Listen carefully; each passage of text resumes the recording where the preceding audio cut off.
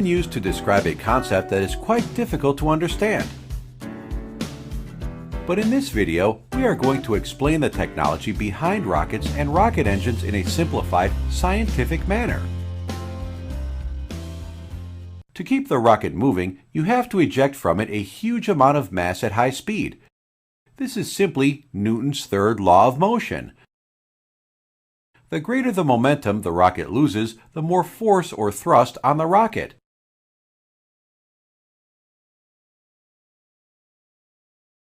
To eject the high-speed mass from the rocket, a liquid fuel oxidizer mixture is burnt in the rocket combustion chamber.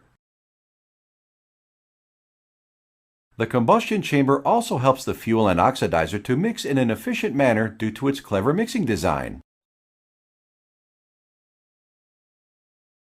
The high-speed jet is passed through a specially shaped rocket nozzle. The function of the nozzle is to increase the exhaust velocity even further, thus increasing the rocket's thrust. These kinds of nozzles are called converging-diverging nozzles. The subsonic flow is converted to a supersonic flow with the help of such a nozzle. The liquid fuel, before entering the combustion chamber, travels entirely around the nozzle body. This helps to reduce the nozzle cover temperature and also results in some energy savings. To pump the fuel and oxidizer at an adequate flow rate, two pumps are used. These pumps are driven by a turbine, which is connected to the same shaft as the pumps. The pump turbine unit is referred to as a turbopump. A gas generator produces hot gas, which will turn the turbine. A bypassed stream of fuel and an oxidizer are fed into the gas generator for the purpose of combustion. Exhaust from the turbine is mixed with the main rocket exhaust. This unit of the rocket is called the rocket engine. The rocket engine we have discussed so far is more specifically called a liquid propellant rocket engine. They are the most powerful and versatile rocket propulsion systems available. The fuel and oxidizer required for the rocket engine are stored in two large tanks as shown. During liftoff, the thrust produced by the main engine may not be sufficient, so usually a few solid propellant strap boosters are used to assist the liftoff. You can see more details about solid propellant rockets here.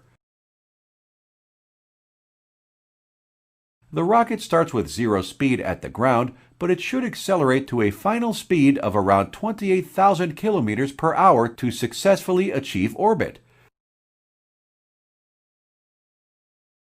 The solid propellant strap boosters are burned off very rapidly.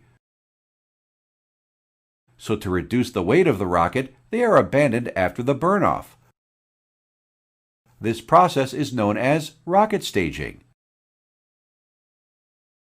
When the main engine is burned off, it is also abandoned and the next engine takes over the charge. In this way, the rocket's weight is greatly reduced, thus greater acceleration can be achieved. Finally, after a few stages of operation, the payload is put into the desired orbit.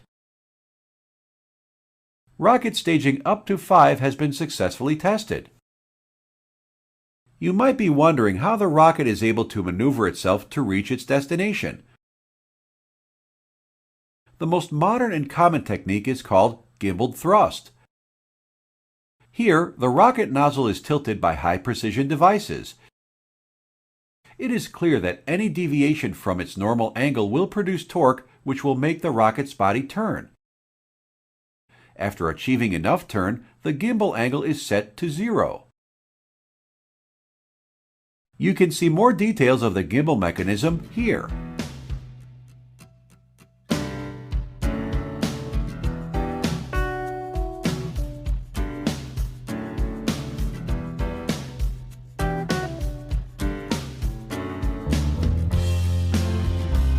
We hope you got a nice introduction on the working of rockets and rocket engines.